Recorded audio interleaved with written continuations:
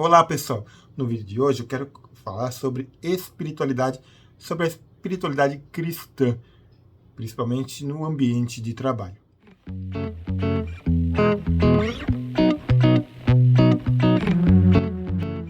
Se você é cristão, você então teve o que a gente chama da experiência do novo nascimento. Aquilo que convencionalmente se chama de entregar a vida para Jesus. É a conversão.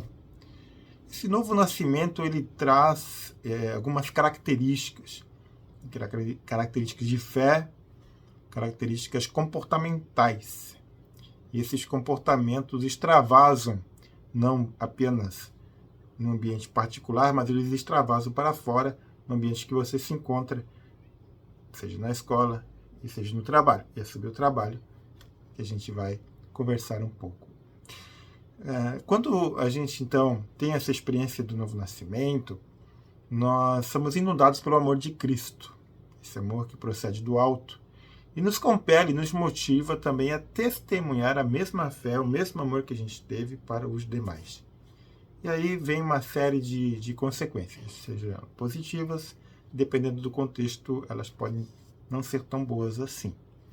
E no ambiente de trabalho, a situação requer um pouco de tato, de bom senso ao testemunhar da fé, e é sobre isso que a gente vai estar conversando, tá? Mas é importante nós entendermos o contexto que se dá a esse modus operandi da fé cristã, principalmente evangélica, no ambiente de trabalho.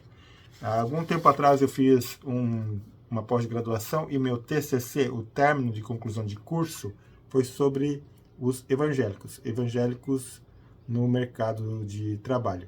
A influência do comportamento evangélico nas organizações de então.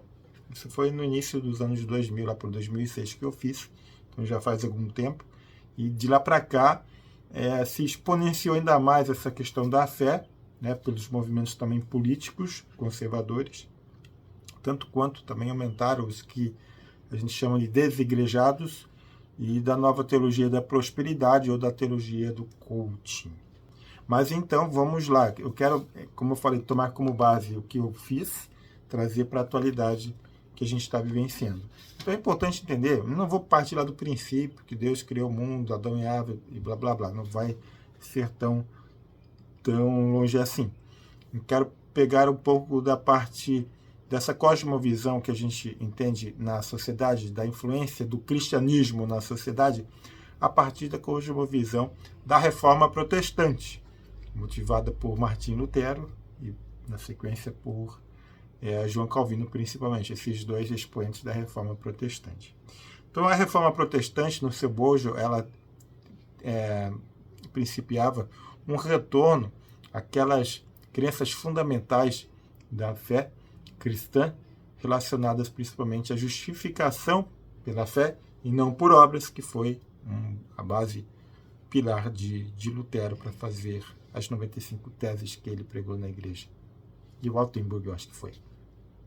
E na sequência veio Calvino, que sistematizou ainda mais a questão da reforma. Dito isto, o que aconteceu? As pessoas que iam se convertendo ao cristianismo, elas migravam muitas vezes do catolicismo confessional e partiam então para um protestantismo confessional.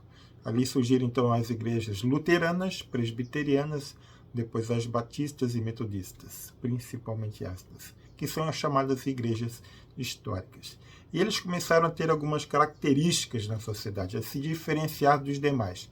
Eram pessoas que começavam a ter uma certa vocação empreendedora, porque daí vem a questão que o evangelho ia transformando a vida deles, de tal forma que eles entendiam que aquilo que eles faziam no seu dia a dia era fruto da graça de Deus. Lutero batia muito forte nisso também, por questão da vocação do cristão e ele trabalhar naquela vocação.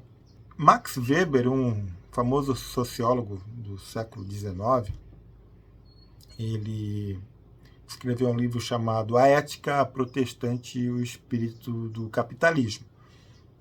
Também uma obra clássica, no qual ele apresenta assim como a ética, o ethos protestante, ele fundamentou, ele deu as bases para o chamado capitalismo. Quer dizer, as pessoas elas produziam, geravam lucro, acumulavam lucro, produziam e assim ia crescendo também os seus bens, seus ativos e também os seus passivos. Iam lucrando, iam comprando terras, iam comprando máquinas e assim ia gerando esse movimento do capital. Então, por isso que o Max Weber escreveu o livro Ética Protestante e o Espírito do Capitalismo. Volto um pouco atrás na questão ali de Lutero e de Calvino para falar de 2 versículos bíblicos que eles comentavam muito para dar essa visão de como o Evangelho ele impactava as pessoas e fazia com que elas trabalhassem com uma maneira mais séria e prosperassem. 2 versículos que geralmente se utilizavam, é esse aqui, ó. Colossenses, que é no Novo Testamento, uma carta de Paulo aos Colossenses, no capítulo 3, 23, diz assim: em tudo o que fizerem, trabalhem de bom ânimo, como se fossem para o Senhor e não para os homens. Esse é um dos versículos chaves que até hoje em dia os cristãos utilizam assim para suportar algumas adversidades no ambiente de trabalho ou no seu negócio. Eles entendem que temos que trabalhar como se fosse para Deus e não para os homens. E o outro versículo muito usado também é o de Carta de Paulo aos Coríntios, capítulo 10, 1 Coríntios, capítulo 10, versículo 31. Portanto, quer vocês comam, quer bebam, quer façam qualquer outra coisa, façam para a glória de Deus. Então, tudo aquilo que a gente faz para a glória de Deus. Faz para que Deus seja glorificado em tudo. Continuando, a gente fala um pouco da Reforma Protestante, do livro de Max Weber, Ética Protestante e o Espírito do Capitalismo. E como nós vivemos no Brasil, quero agora contextualizar o crescimento do movimento evangélico nas terras tupiniquins, aqui no nosso país. Quero pegar lá de 1900 para cá, mais ou menos. Lembra-se que a Reforma Protestante aconteceu na Europa. Só que a Reforma Protestante no Brasil, ela não teve um impacto tão grande como teve na Europa. Ela veio para cá junto com alguns imigrantes holandeses, luteranos, franceses. Então ela acabou se inserindo na nossa comunidade e formava-se hospitais, escolas, e até hoje ainda tem escolas criadas, formadas pela Reforma Protestante lá atrás, que vieram para o Brasil, pela imigração. Mas o movimento cristão evangélico brasileiro ele cresceu principalmente, então, a partir de 1900, 1910, 1911, quando vieram para o Brasil, através dos Estados Unidos, algumas igrejas com uma vocação missionária. Entre elas, a Congregação Cristã, em 1910, e a Igreja Assembleia de Deus, muito famosa, em 1911, começou ali no Pará, principalmente motivado pelo movimento Azusa nos Estados Unidos. Então eles vieram para o Brasil e começaram a fazer o evangelismo, uma característica muito forte dessas igrejas de penetrar na sociedade com uma maneira mais forte do que a Reforma Protestante ou que as igrejas tradicionais históricas faziam até então. Então a Assembleia de Deus e a Congregação Cristã elas crescem e delas começam a surgir outros movimentos chamados movimentos pentecostais, lembrando que a Assembleia de Deus e a Congregação Cristã já eram igrejas pentecostais, mas essa é a primeira onda. A segunda onda das igrejas pentecostais dá-se nas décadas de 50 e 60, com a Igreja Quadrangular, também conhecida como Capela da Bênção, a Igreja O Brasil para Cristo e a Igreja Deus é Amor. Igrejas bem clássicas do movimento pentecostal. E eles se caracterizavam principalmente por normas de tamanho de saia, de tamanho de vestido, que não assistia televisão, que os homens, algumas congregações homens ficavam separados das mulheres. Era uma vertente do cristianismo evangélico bastante moralista, mas eles alcançavam um público bastante interessante, que era o público das periferias, o público que a Reforma Protestante não conseguia chegar muito perto, as igrejas históricas, mas as igrejas pentecostais sim, porque elas iam no cerne dos problemas que as pessoas necessitavam e traziam elas então para o seio da comunidade cristã, e essas pessoas começavam a ter um sentido de vida um pouco melhor e acabavam também prosperando um pouquinho mais. Depois, na década de 70, final da década de 70, início da década de 80, surgem as famosas igrejas neopentecostais, fruto também da influência do evangelho da confissão positiva, ou teologia da confissão positiva norte-americana.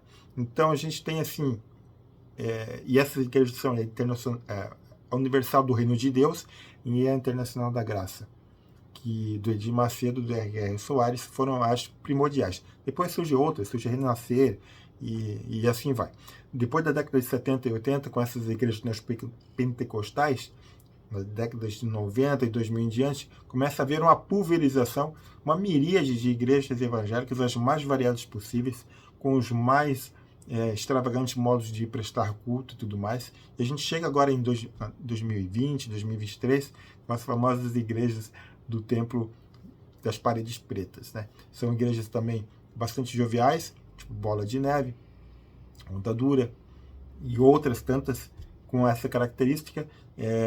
Elas apresentam um linguajar mais acessível para o jovem e também o pessoal tem uma certa crítica, é um evangelho mais açucarado. Não se fala muito em pecado, em arrependimento, mas é que você pode, você vai, Deus vai te abençoar e tu vai conseguir ter sucesso na sua vida. Então, grosso modo, isso é um pequeno relato do movimento cristão evangélico que veio perpetuando no país. Então, ele cresceu muito mesmo na década de 50 e 60. E exponencialmente na década de 70 e 80 deu aquele up. Eu lembro muito bem porque eu tenho uma experiência de fé em 93 e ali era bastante assim impactante o modo como o evangelho estava crescendo, né?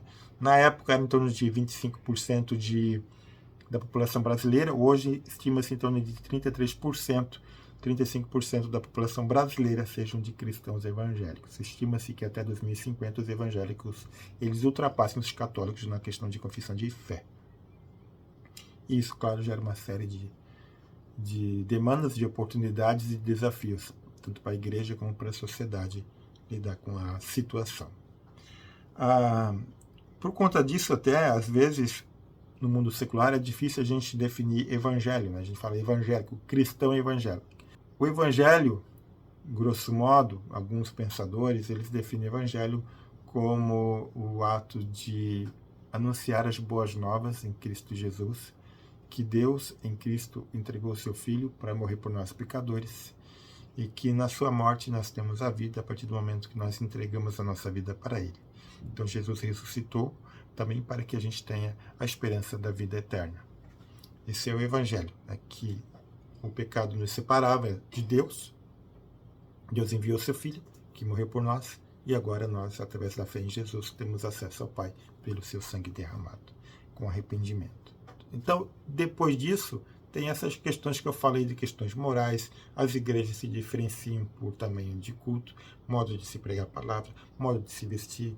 Tem igrejas mais tradicionais, tem igrejas mais espontâneas. Contudo, as pessoas que estão vindo na igreja, elas também estão inseridas na sociedade. Elas vão para o mercado de trabalho, elas vão lá no seu ambiente de trabalho e querem falar da sua fé. Aí que vem um grande desafio, tanto para o cristão que quer testemunhar, como para a empresa, a organização que está lidando com essas pessoas ali dentro. Por isso é importante ter bom senso, né? Compreender assim que, para o cristão, que o ambiente de trabalho, em primeiro lugar, é uma organização, é uma empresa, ela é apolítica, ela é arreligiosa, ela não tem o interesse de trazer esses conteúdos, esses comportamentos para dentro. O interesse dela é que ela continue lucrando, para continuar produzindo, para continuar mantendo empregos e assim fazendo a roda da economia girar. Salvo exceções, tem aquelas organizações que elas se entendem, e ali está nos seus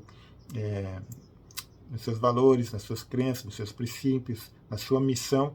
Ela se diz assim: a nossa organização é uma organização com princípios cristãos e aqui nós prezamos por isso, por aquilo. Então a pessoa que vai trabalhar lá, ela já sabe que vai encontrar um ambiente de trabalho favorável à evangelização ou favorável a questões que vão estar lidando com a fé cristã.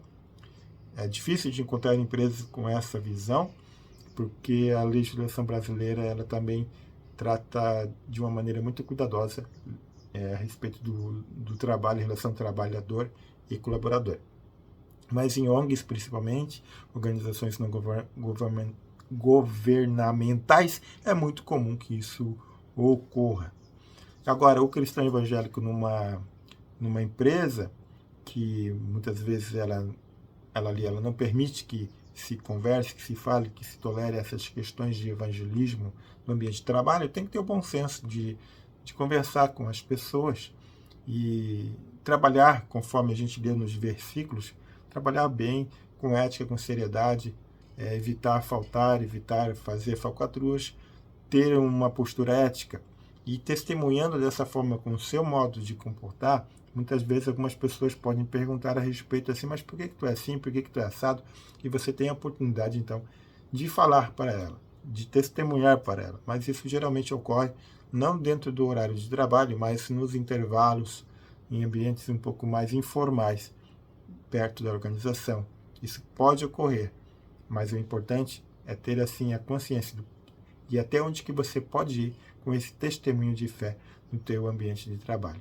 A questão do falar de Jesus no ambiente de trabalho.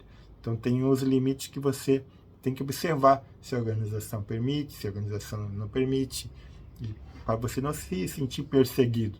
Não, isso são questões de ordem organizacional que a empresa precisa manter, porque além de você que tem o cristianismo, a fé cristã, tem outros que são espíritas, tem Seixonie, tem budista e tudo mais. E se todo mundo quisesse falar da sua fé no meio do trabalho, que miscelânea ser, que caos seria? Então temos que ter esse bom senso. É importante lembrar que não é apenas o colaborador que exerce sua fé no trabalho, mas que a gente também tem empresários, temos líderes, temos supervisores, temos gerentes que têm fé. Então é importante também lidar com responsabilidade, com respeito ao próximo. E assim como temos os colaboradores, temos os empresários também. E eles muitas vezes são compelidos assim a tentar manter vivo o seu negócio.